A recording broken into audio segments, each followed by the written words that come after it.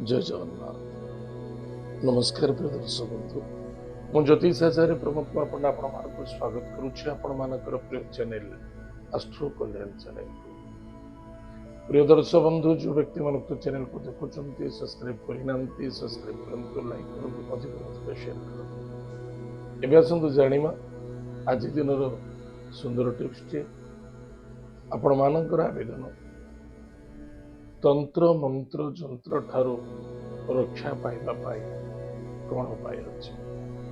यदि कौन सी व्यक्ति आपण मन भीतर आसूची जे काला जादू करुच्ची तांत्रिक बारंबार आम उपर किछि कुप्रभाव पकाउछि तंत्र मंत्र जंत्र इत्यादि कई करुच्ची जे मन भीतर आपण भीतर संदेहता प्रकृति जदि जागृत होउछि निश्चित रूप से काटिबा अचूक उपाय मुझे आज कहि।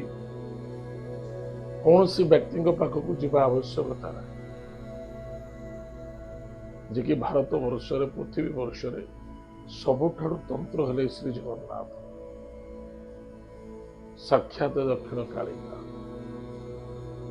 जदि आपण पाखरे विश्वास और भरोसा अच्छे बस निश्चित करने चेष्टा करूँ। एकाग्रता मनोभावना समर्पितता विश्वासता बहुत आवश्यकता अच्छी ये सफलता हम। प्रिय दर्शक बंधु, कौन प्रतिकार करवा प्रत्येक दिन प्रातः समय एवं संध्या पूर्व सूर्यास्त हवा अध घंटाए पूर्व ताको करने को पड़ो।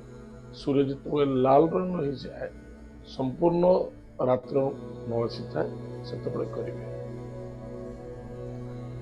गाई गोबर घसी बा गुंडा को एक पात्र रखी ताको अग्नि संजोग करंतु भल भाव जलीगला।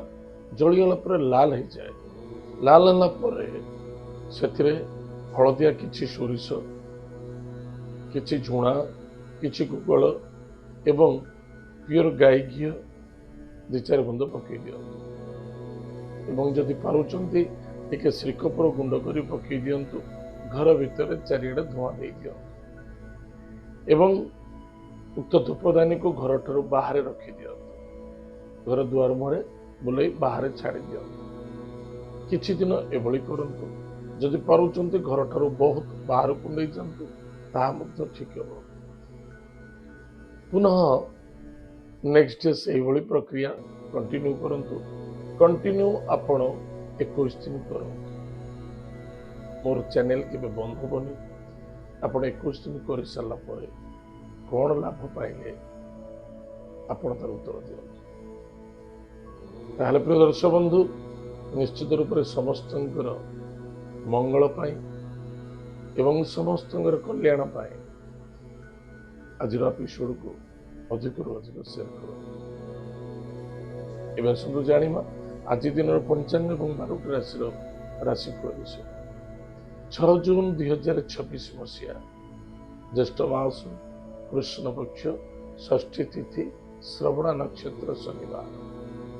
आज दिन शुभाशुभ समय प्रातः 6:47 ठारू 8:25 पर्यंत शुभ समय भोग।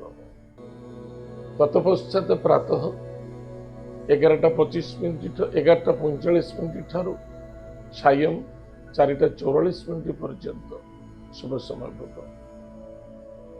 तत्पश्चात सायं 6:24 ठारू 7:44 रात्र 9:05 ठारू अर्धरात्र प्रातः 1:06 पर्यंत शुभ समय भोग। आज दिन राहु काल समय प्रातः 8:26 ठारू 10:06 पर्यंत राहु काल समय भोग। उक्त समय कौन शुभ कार्य करेंगे ना, वर्जित। आज हूँ शनिवार। आज दिन घातबार क्यों राशि को घातबार अच्छी?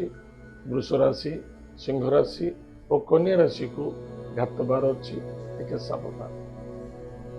आज दिन घात चंद्र, सिंह राशि को घात चंद्र। एत थिला आज दिन पंचांग। एवं आसतु जानिमा आज दिन 12 राशि राशिफल विषय। मेष राशि ताहले प्रिय दर्शक बंधु जो व्यक्ति राशि हूँ मेष राशि गृह कार्य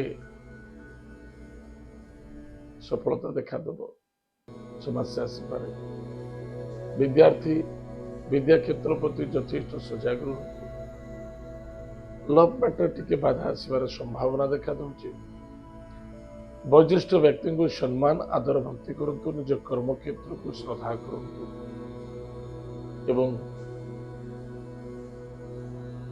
अजथा अनर्थता एवं धोखाबाजी अर्थ रोजगार करने चक्कर के पड़तु ना दुकान समस्या सामना भविष्य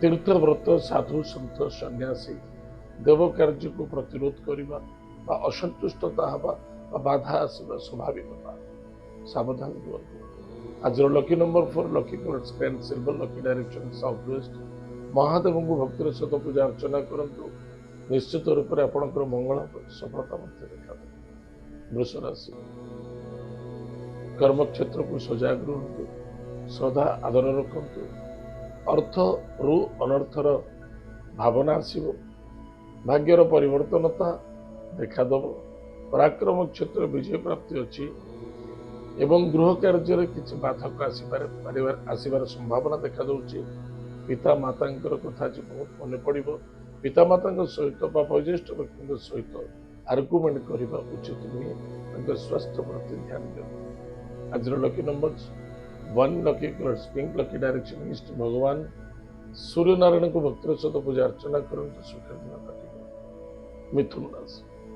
मिथुन राशि व्यक्ति मानक गृह कार्य सफलता आनंदता देखा दब पराक्रम क्षेत्र टी कमजोरी देखा दूची सांग दोस्ती मित्रता ठार टे दूरे रहा आज बहुत आवश्यकता अच्छी गाड़ी घोड़ा प्रति टे सावधान स्वास्थ्य प्रति जगि रखी चलतु एवं निजर कर्म एवं कर्तव्य प्रति ध्यान दिंतु जो कौन दूर यात्रा करूँ मीटिंग अटेंड करूँ किसी जवाब देते आपण प्रथमतः सहनशीलता रखु धैर्य रखु सामना वाला कौन कहते मंगल डिसीजन गलत नियंतुनी ओवर कॉन्फिडेंस हूँ ना चरित्र प्रति फोकस रख आज lucky number 9 lucky colours red lucky direction south Mahadev को भक्तिर सहित पूजा अर्चना करंतु जदि पारुचंती शनिदेव नाम दीपटे जलि शनि चालीसा पाठ करंतु मंगल कर्कट राशि व्यक्ति मानक स्वास्थ्य प्रति यथेष्ट ध्यान दबा अधिक चिंता करने उचित नुहे पति पत्नी मध्य श्रद्धा आदरता आत्मविश्वास को वृद्धि करने बहुत आवश्यकता अच्छी अर्थ अनर्थर कारण हो पारे बा कुटुंब परिवार रे कार स्वास्थ्य को चिंता बढ़िबार संभावना देखा आज lucky numbers 6 lucky colours white lucky direction south east Mahadev को भक्तिर सहित पूजा अर्चना करंतु यदि पारुचंती आज अस्वस्थ वृक्ष मूल जड़गुड़ दान करंतु सुखर दिन कटे सिंह राशि व्यक्ति मानक सहनशीलता धैर्य जहाँ कहते बहुत आवश्यकता अच्छी पति पत्नी मध्य एक अन्य जन को सपोर्ट करने आर्गुमेंट करना ना पुणा कथा को आलोचना करने उचित नुहे पार्टनरशिप बिजनेस करुँचे धैर्यर आवश्यकता अच्छी एवं कौन भी कार्य करुँचे भावी चिंती कर शत्रु जागृत हे अन्य जनक पारिवारिक समस्या देखा जिदी क्रोध अहंकार आपण को आज कष्ट दब आज lucky number 5 lucky colours green lucky direction 9 प्रातः समय स्नान आदि कार्य सारी भगवान लक्ष्मी नारायण को भक्तिर सहित पूजा अर्चना करंतु सुखर दिन कटे कन्या राशि व्यक्ति मानक किसी खर्च बढ़ ध्यान देवे गाड़ी घोड़ा सावधान चलांतु इनकम सोर्स ठीक ठाक रहिबो हॉस्पिटल किसी पैसा खर्च होवार संभावना देखा दूँ विद्यार्थी विद्या क्षेत्र यथेष्ट सफलता पाइबे किंतु शत्रु कहीं ना मनरूपी शत्रुता जागृत हम क्रोध ही सबुठ बड़ शत्रु टे सावधान क्रोध जिदी और जल्दबाजी आपन कष्ट दब एवं कौन से एमती कार्य करूँ ना जहाँफल आप परिवार सम्मानित ଆଜିର lucky numbers 9, lucky colours red, lucky direction south. ମା ବଗଳାମୁଖୀଙ୍କର ମନ୍ତ୍ରକୁ ଜପ କରନ୍ତୁ, ଗୋମାତାକୁ ସେବା କରନ୍ତୁ, ସୁଖ ଦିନ କଟିବ। ତୁଳାରାଶି ତୁଳାରାଶି ବ୍ୟକ୍ତିମାନଙ୍କ ପାଇଁ ପରିବାରରେ ଆନନ୍ଦ ଦେଖାଦେବ।